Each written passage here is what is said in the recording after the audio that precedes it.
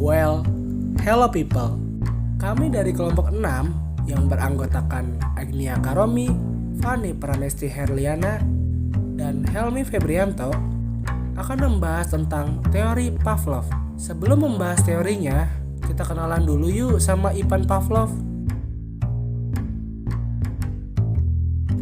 Ivan Pavlov adalah seorang fisiologi, psikologi, dan dokter di Rusia. Ia dilahirkan pada tanggal 14 September 1849 di Ryazan, sebuah desa kecil di Rusia Tengah. Keluarganya mengharapkannya menjadi pendeta, sehingga ia bersekolah di seminari teologi.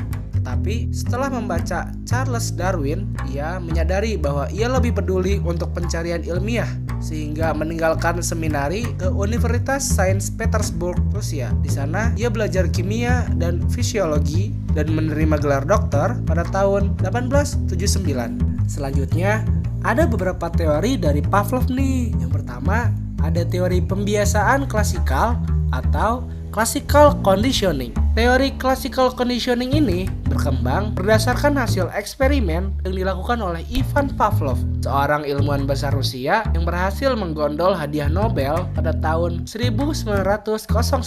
Pada dasarnya, classical conditioning adalah sebuah prosedur penciptaan refleks baru dengan cara mendatangkan stimulus sebelum terjadinya refleks tersebut. Classical conditioning ini termasuk pada teori behaviorisme. Behaviorisme adalah pandangan yang menyatakan bahwa perilaku harus dijelaskan melalui pengalaman yang harus diamati, bukan dengan proses mental.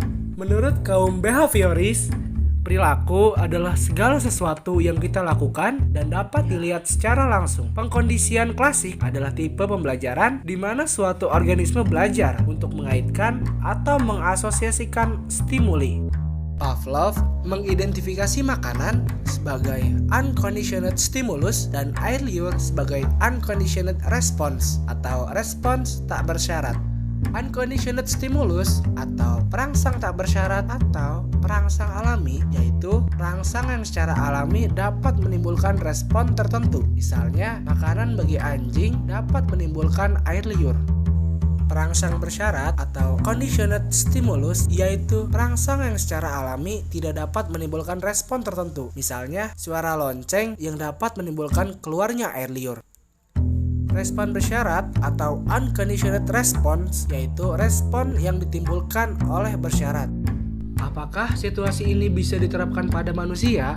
Ternyata dalam kehidupan sehari-hari ada situasi yang sama seperti pada anjing. Sebagai contohnya, suara lagu dari penjual es krim Walls yang berkeliling dari rumah ke rumah. Awalnya mungkin suara itu terlihat asing, tapi setelah si penjual es krim sering lewat, maka nada lagu tersebut bisa menerbitkan air liur, apalagi pada siang hari yang panas. Tanpa disadari, terjadi proses menandai sesuatu, yaitu membedakan bunyi-bunyian dari pedagang makanan seperti tukang rujak, tukang es krim, tukang somai, dan lain-lain.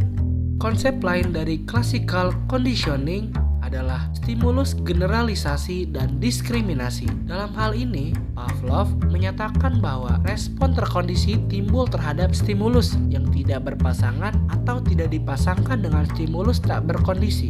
Ini berarti ada semacam kecenderungan untuk menggeneralisasikan respon berkondisi terhadap stimulus lain apabila dalam beberapa hal memiliki kesamaan dengan stimulus berkondisi atau asli.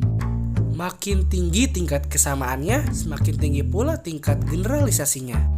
Diskriminasi adalah proses belajar untuk membuat satu respon terhadap satu stimulus dan membedakan respon atau bukan respon terhadap stimulus lainnya. Dengan demikian, diskriminasi merupakan lawan dari generalisasi atau kebalikan generalisasi.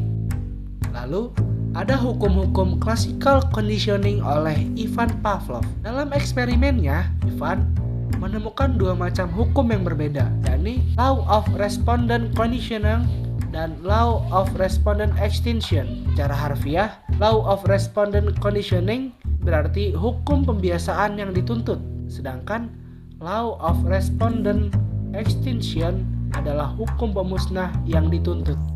Prinsip-prinsip classical conditioning dalam pembelajaran menurut Pavlov yaitu sebagai berikut. Yang pertama, Belajar adalah pembentukan kebiasaan dengan cara menghubungkan atau mempertautkan antara perangsang atau stimulus yang lebih kurang dengan perangsang yang lebih lemah. Yang kedua, proses belajar terjadi apabila ada interaksi antara organisme dengan lingkungan.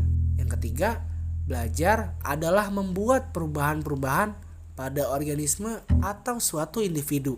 Yang keempat, setiap perangsang akan menimbulkan aktivitas otak. Dan yang kelima, semua aktivitas susunan saraf pusat diatur oleh eksitasi dan inhibitasi. Teori Pavlov sendiri mempunyai beberapa kelebihan dan beberapa kelemahan. Nah, kelebihannya yaitu di saat individu tidak menyadari bahwa ia dikendalikan oleh stimulus yang berasal dari luar dirinya, akan memudahkan pendidik dalam melakukan pembelajaran terhadap anak didik tersebut. Dan kelemahannya yaitu jika ini dilakukan secara terus-menerus, maka ditakutkan murid akan memiliki rasa ketergantungan atas stimulus yang berasal dari luar dirinya. Padahal seharusnya anak didik harus memiliki stimulus dari dirinya sendiri dalam melakukan kegiatan belajar dan kegiatan pemahaman.